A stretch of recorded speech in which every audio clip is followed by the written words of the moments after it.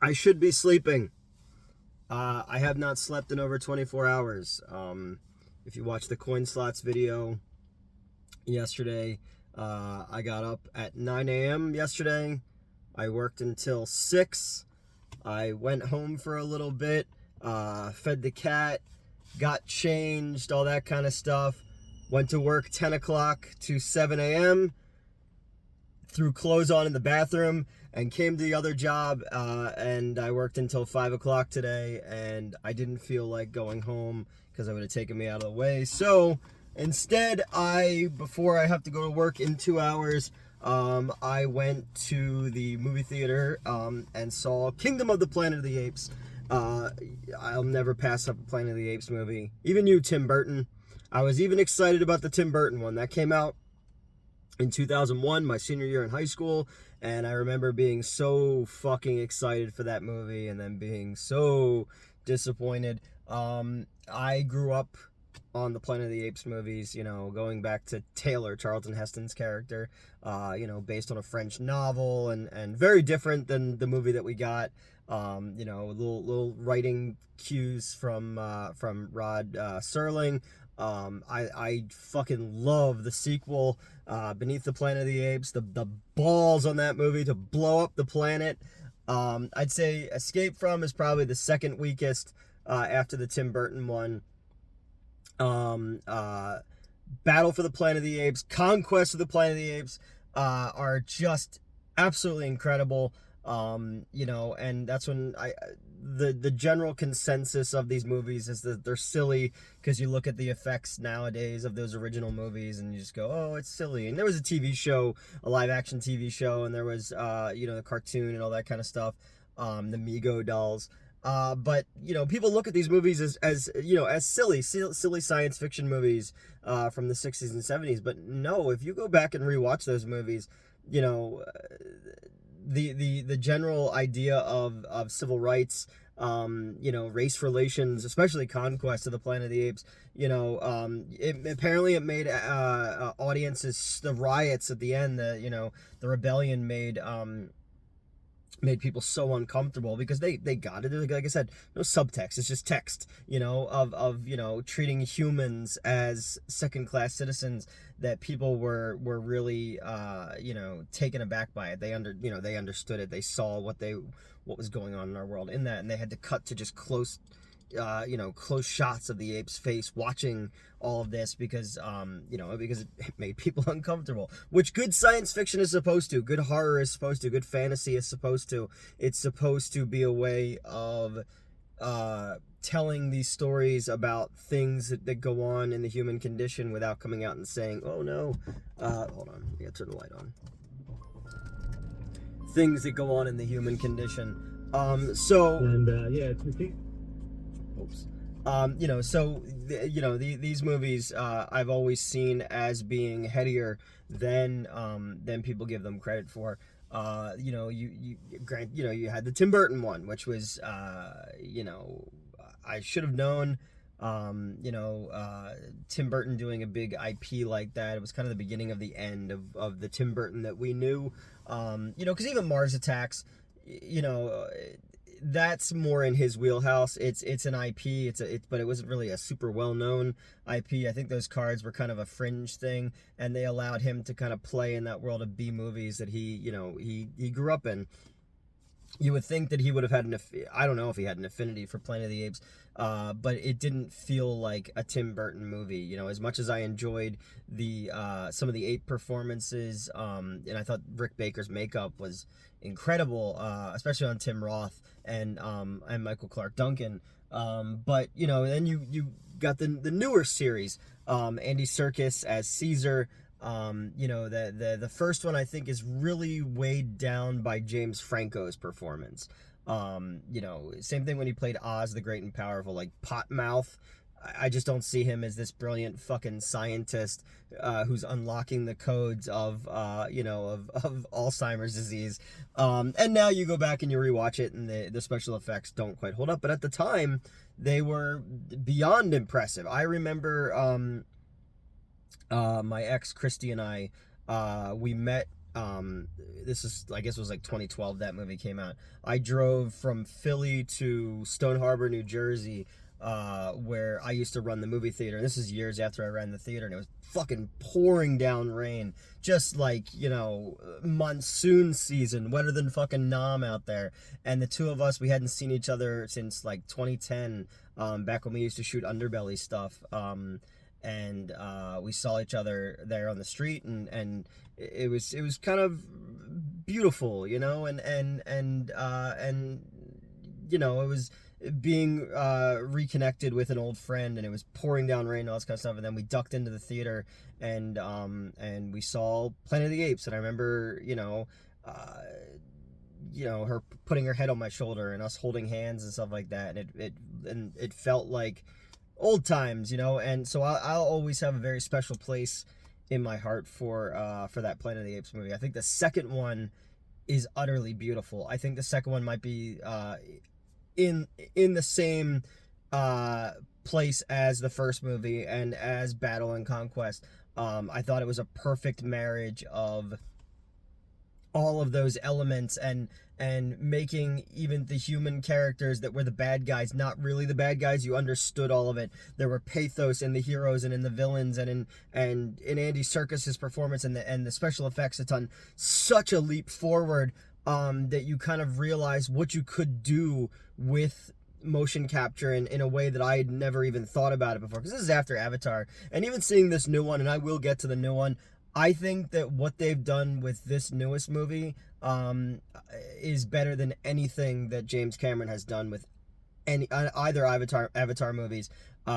Take that to the fucking bank. Again, I'm not a huge fan of Avatar, and everybody always talks about the effects. I think there's shit in this movie which just, it's amazing to think about how far we've come, and in a way that I'll get to it. But with all of these, you know, even with the last one, which I really enjoyed, and it really started to bring elements together where we're heading with the Planet of the Apes movies. Even the James Franco one, there were so many little nods to the first film, you know, even with like the, you know, not just like, you know, the damn dirty apes line and all this kind of stuff, and you know, but just like the spaceship taking off and stuff like that. You always see that in the background of things. That's Taylor's ship. And as we go, you know, by the last one in this series, I thought it repeated too many of the same beats that the one before it had done. I thought Woody Harrelson, and I understand where the character is. They're the last of their kind, basically. They're facing a loss of their own identity, of their own species. I understand him being a little bit more one note.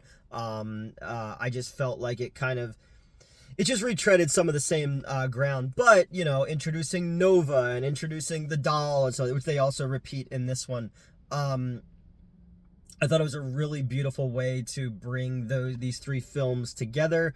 And while it is a reboot, it's not really a reboot, because it exists in the universe we're going to get to for the Roddy McDowall Planet of the Apes films. This one, Kingdom of the Planet of the Apes, takes place generations after Caesar has passed on.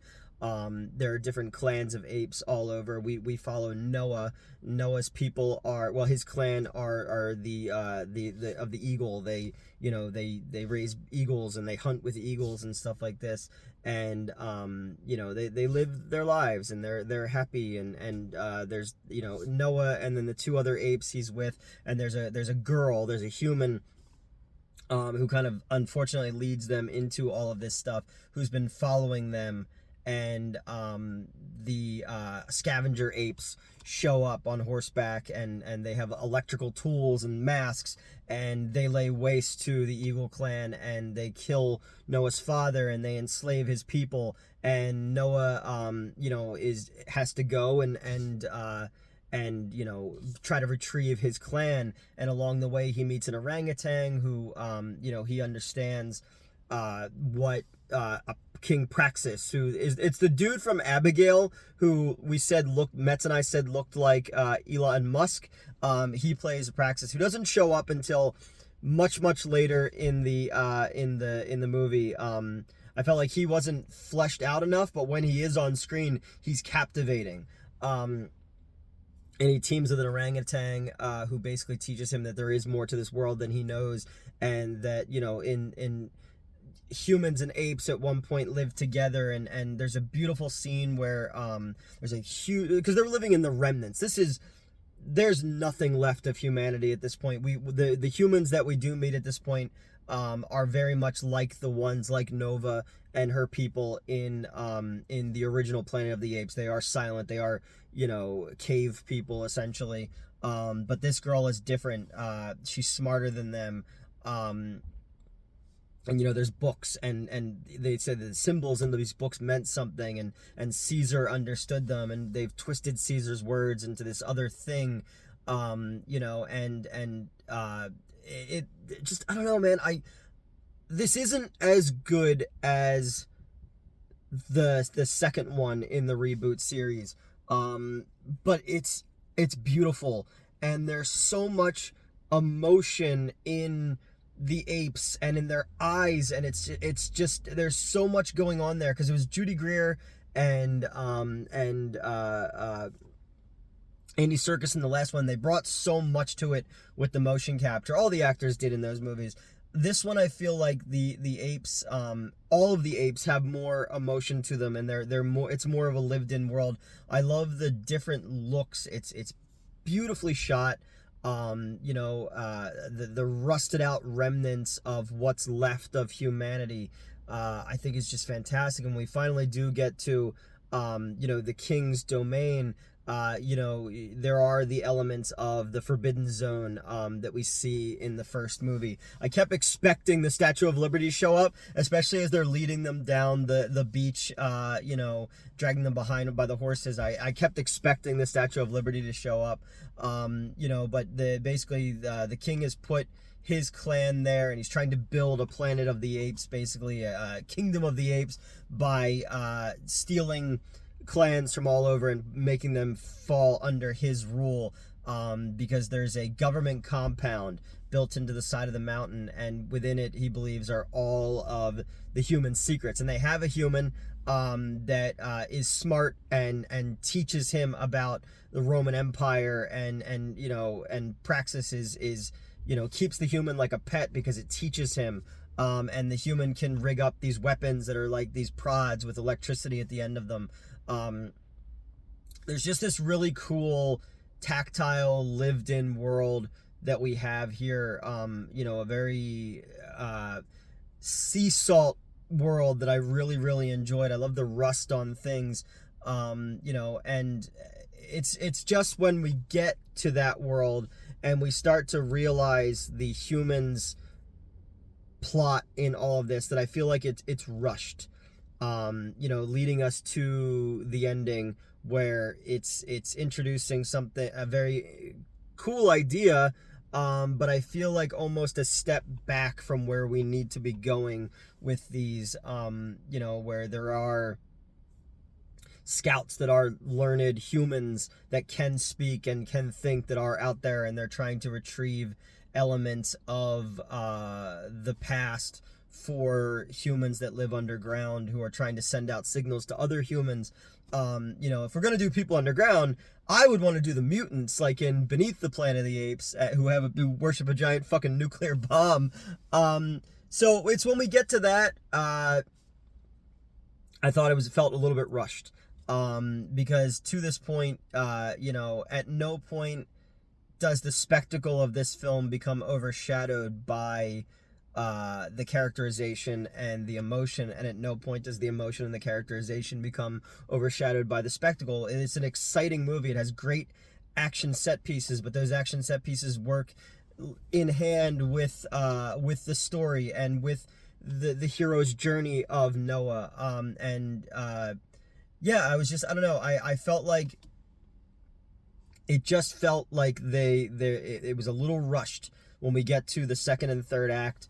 You know, and our main villain just feels a little bit underdeveloped. I think that we should have gotten to him sooner, because again, you know, not Elon Musk has been great in everything that I've seen him in, and I love him in this.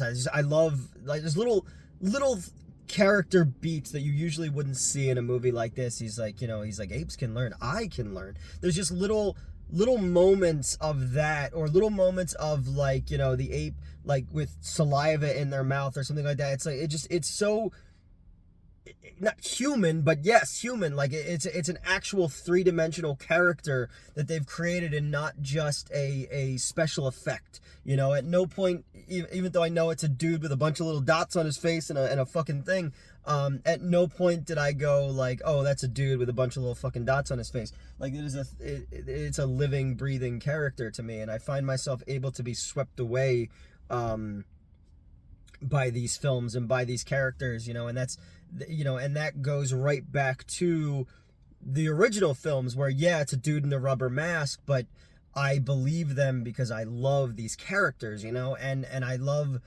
this world. I love that we're seeing more of this world, and I'm interested to see where it goes. I love the last interaction, though, between May, who's the human girl, not Nova, even though they call every female Nova, because that's what Caesar called them, which I thought was a fun little nod. But the orangutan taught Noah that, it's important. What Caesar said was important, that humans and apes can live side by side, and they won't just put them back in cages when they understand each other. And she goes to say goodbye to him at the end, and he says, can we exist together? And she's like, I don't know. And her hand is behind her back, and she has a gun in her hand, because even she doesn't know if this can work, and it's a perfect,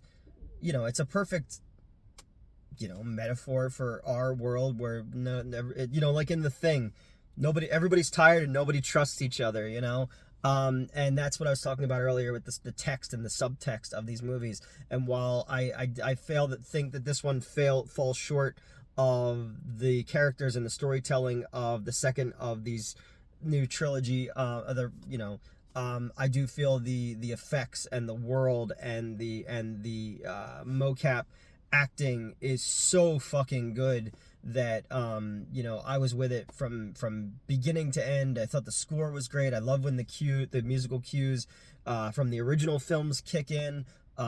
So yeah, I think this is one I'm gonna need to see again, just like with the other ones. I've gone back and I've rewatched them a bunch of times. This is one of my favorite sci-fi series ever. I even went back and watched the Tim Burton one again. And again, it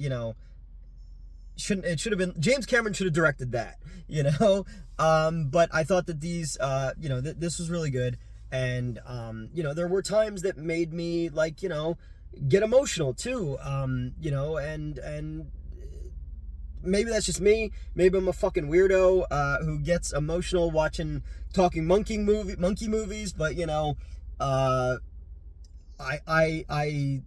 I love this world. I love these characters.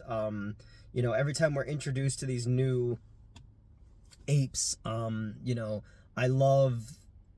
I just. Well, here we go again. Second time.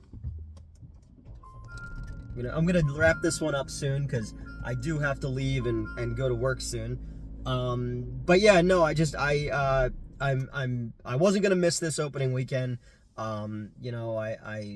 Every Planet of the Apes, because they did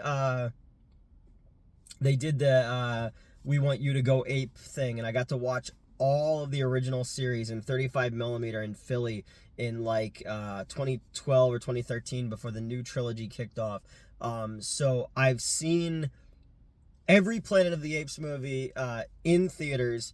Obviously not the original ones when they came out, but I've gotten a chance to see all of them in theaters. They're close to my heart. They've always been, they were always on television, Channel 7 and Channel 4 when I was a kid, and renting them, and I had them on VHS, and I had the toys and the Topps cards and all that, and the comic books and shit like that. It's a very interesting world. It's an interesting way to use science fiction to tell very human, very political. Let's again, every movie's too fucking woke. Go back and watch any of those fucking movies and tell me that, they're not telling a story that's political and that's woke, I love, you know, I love films like that, and you know, they came out at a time when, you know, when you could still tell stories like that without everybody getting all their fucking panties in a bunch. But c'est la vie.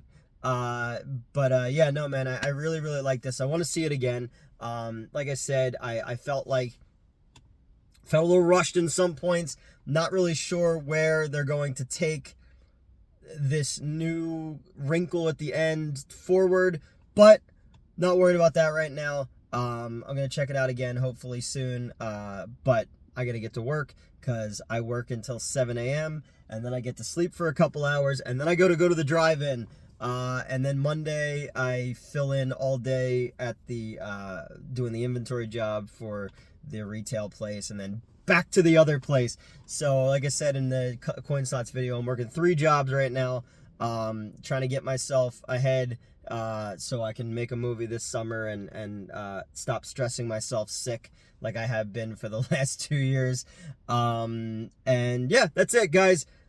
Kingdom of the Planet of the Apes. I really enjoyed it. It really made me emotional in points, but felt a little rushed in spots.